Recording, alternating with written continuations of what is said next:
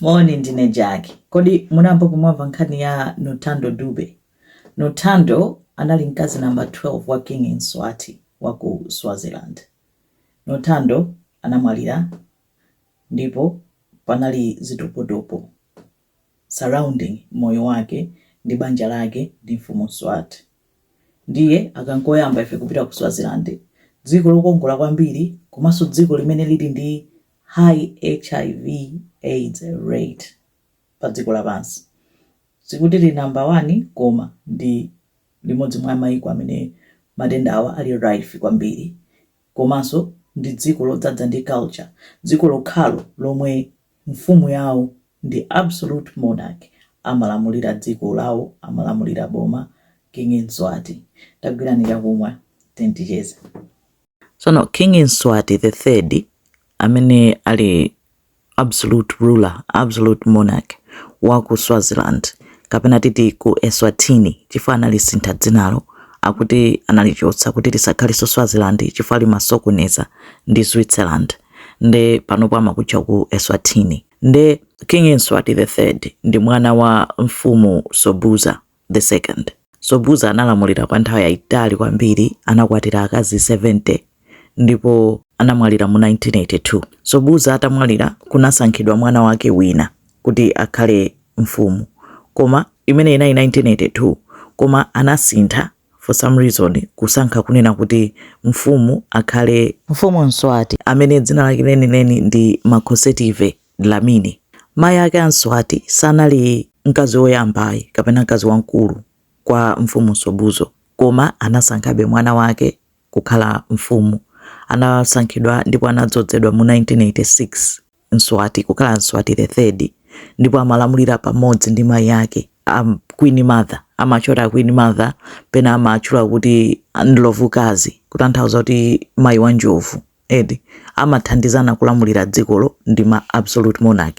King Mswati the third ndi amayi yake. Nde ndizonewa kuti amayiwo amaopedwa kwambiri, amapasidwa ulemu, amanjenjemeredwa chimodzimodzi ndi King Mswatiyo mwana wawo. Nde ndizonena kuti Mswati anasankhidwa kukhala mfumu ali ndi zaka 18 ndi anali mwana mu 1986, anabadwa 1968. Nde maonena kuti absolute monarch akutanthauza kuti amalamulira chilichonse mdzikomo. Iyeyo ndiye chief of police, iye ndiye chief wa army, commander in chief, iyeyo ndiye china chilichonse amene ali pa top ndi iyeyo. Cabinet kulibe opposition, chilichonse iyeyo amapanga decree, chomwe wanena iyeyo wanena. Palibe soti ayi tikapanga debate kapena chani. He is an absolute monarch. Ndipo Africa yonse ndi dziko lokhalo lomwe lili ndi absolute monarch. Ndi dziko losauka kwambiri, komabe banja la ufumu limakhala moyo wapamwamba kwambiri ndi olemera kwambiri. Ndi monga mwa mwambo wawo, abambo ake Mswati pereka ana 210. Anthuwa ndoti ndolemera chifukwa chuma, amalandira ma allowance, amakhala m'mapalesi, koma anthu ena onse nzika za nzikozo ambiri ndi anthu osauka kwambiri. Nde monga mwa mwambo amayenera kupasidwa akazi awiri. Anansankhira mafumu ena aming'ono atamusankha ufumu Mswati anamusankhira akazi awiri oti akhala azikazi ake, oti anala msinkhu wake zotofu. Azikazi ake ndi awawa, ndone oti anapasa mapalesi, mkazi aliyese ali ndi palesi yake, ali ndi maudindo akuluakulu. Ndo anthu sophunzira kwambiri. After akazi awiriwo zimakhala no kwa mfumu kusankha azikazi amene akufuna. Nde nthawi zina imakhala chaka chilichonse, pena chaka chimatha kutha osasankha mkazi, koma kumakhala dance, amayitchula kuti reed dance, kumene atsikana amapita. Nthawi zambiri amakhala kuti mabere pa mtunda, anamwali, mavirigo akavine kumene kujako gulu atsikana ambiri. Ndi afumu aja amatani amayang'ana atsikana aja, ngati wakondapo mmodzi atolapo amene kuti uyo akhala mkazi wanga. Ndi kukhalaso mwambo wachani waukwati chani, asankha mkazi, ampasa palesi, ampasa magalimoto apamwamba odula, china ma bodyguard, antchito, moyo wapamwamba, moyo onena kuti moyo wake usinthiratu mayi uja, wasanduka no munthu wa ufumu tsopano. Nde malinga ndi umphawi wa mdzikomo ndi zinjonena kuti atsikana ambiri amafuna kutani kusankhidwa. Nde zimachitika kuti azimayi ambiri amene amasankha Mswati amakhala achichepere kwambiri, oti osalingana ndi msinkhu wake. Nde chifukwa cha kuvuta kwa HIV ndi mmene ndinanenera kuti HIV AIDS ni matenda kuti nda ovuta ambiri ochuluka kwambiri ku Eswatini. Swati anapanga decree yonena kuti atsikana ochepera zaka 18 asamagonane ndi amunayi kufuna kupewa zofalitsa matenda chani. Kwa zaka 5 anapereka degree imeneyoyo.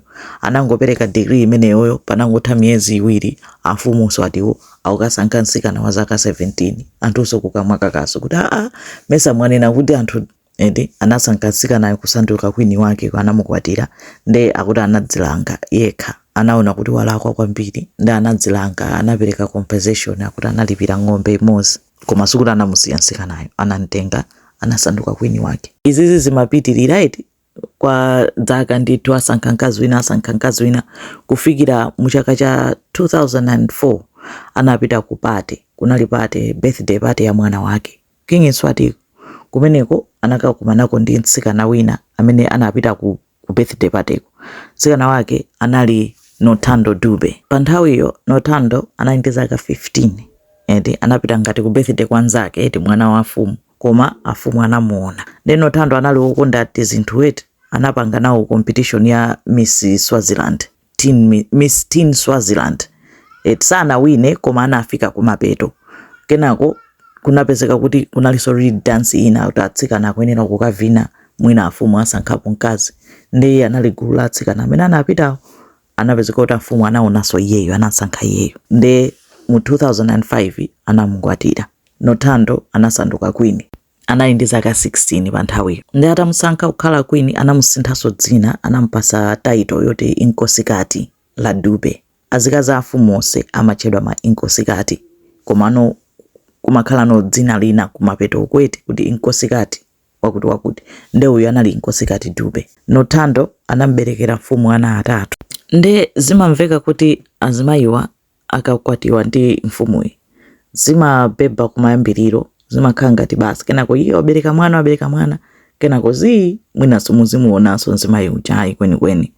Nde akuti chifukwa choti mphekesera imanena kuti afumu Aswati ali ndi azikazi awo amene ali ma favorite, amakonda kupanga spend time ndi amene pamene azikazi enawo amatha kukhala chaka mpaka na zaka 3 zimene osamuona komwe mfumu, osayankhulana naye komwe.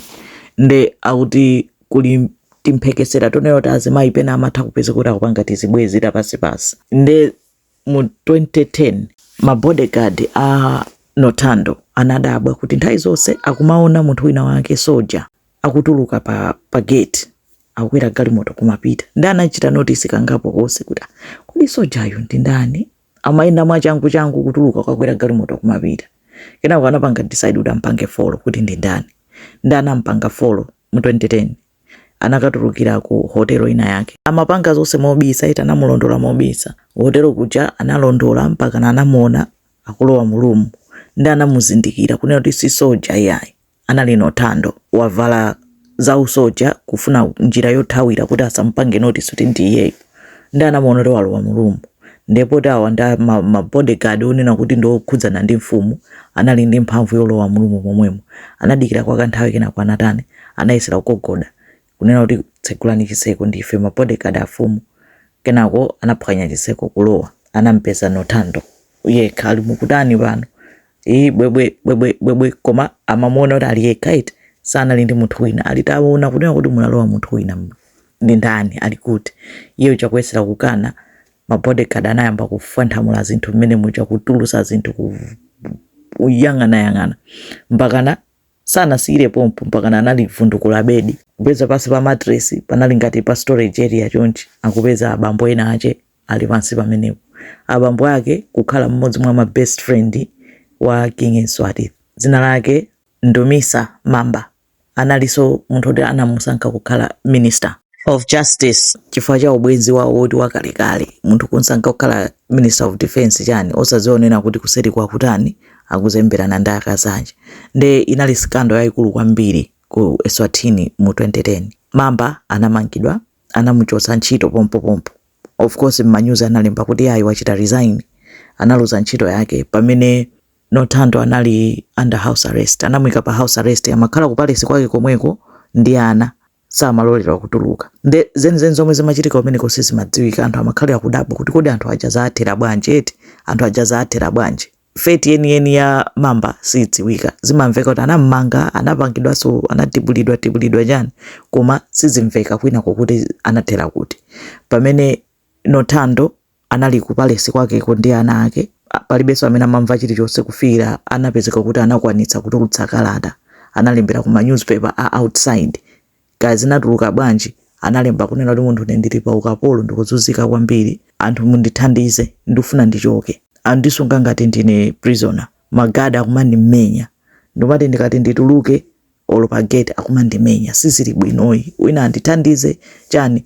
Koma media yaku Eswatini inakana kuti zaboza zimenezo, ali bwinobwino akukhala ku nyumba ku palace, kuli magalimoto, kuli chilichonse, kuli mamedi, chilichonse chomwe akufuna, palibe chomwe angadandaule, yakukhala moyo wapamwamba kwambiri. Panatenganso kanthawi kena kunatulukanso kalata ina kunena kuti sizili bwinotu, anthu angondimenya kuno akundizunza, ineyo chabwino banjalo sindikulifunanso, ndisiyeni ndizipita basi, kandisiyeni kwathu. Abomaso anakanaso kuti zaboza zimenezo, ali bwinobwino, ngati ali ndi vuto akhoza kupita kwa Queen Mother kukadandaula, Queen Mother amuthandiza. Kenako zinazamveka zoti amuthamangisako ku palace kucha chifukwa choti anamenyana ndi Gandhi, ndiye anapeza kuti anakwanitsa kufotokoza kuti analembanso kalata ku media, mpaka nano amabungwe achina Amnesty International anayamba kulowerera kuti kodi zikuchitika uko ndi chani. Anazalemba kalata kudandaula kunena kuti ati mwana wake anavulala nyumba, anapsya, ndiye anamtenga mwana uja amathamanga naye kuti apite ku chipatala, pamene Gandhi anamuyimisa kwamba kummenya kuti sikupita kulikonse. Ndiye anatenga pepper spray nkumufaira m'maso Gandhi uja. Ma pepper spray ndi tsabola wa madzi wa liquid, amamwika mbotolo, ntchito yake ndi defense. Munthu akamakupanga chipongwe matha kumfaira m'maso, ndiye mudziwa tsabola zomwe amachita. Ndakuti Queen Mother atamva anayividwa nazo kwambiri kuti iye ikuda kupanga bwanji, ngumpanga banish, anamuthamangisa, anakamutula kaya nkumuzi kwawo kuti chifukwa nthawi imeneyo olodundu wa kwawo kwa Ladube sumaloledwa kuyankhulana ndi mfumu kapena chani. Anakhala kaya zaka zingati nthawi imene ali under house arrest, sanayankhulanepo ndi mfumu, mfumu sinamuyankhulepo kapena kuonana naye. Kenako sipanamvekenso china chilichonse chokhudza Nothando Ladube. Anazangopezeka kuti mu 2019 kwatuluka news yonena kuti Nothando wamwalira, ati amadwala anali ndi skin cancer. Zinangotherapo, panalibenso uthenga wambiri oposa pamenepo chani, koma sipanathe chaka mkazi wina wa mfumu, mkazi namba 9 wa Mswati anafaso, anamwalira chifukwa choti anazipha. Boma linanena kuti ayi inali Eugene, anali ndi mental health issues. Pamene akazi awiri osiyana anathawa, anachita escape, anapita kunja kuthawa kuti sifuna kukabwereranso, anakachita sika asylum komwe anathawirako kuti sakufuna kubwereranso, ndi anachoka fananga sathawa ali maiko ena iti sangakatenge.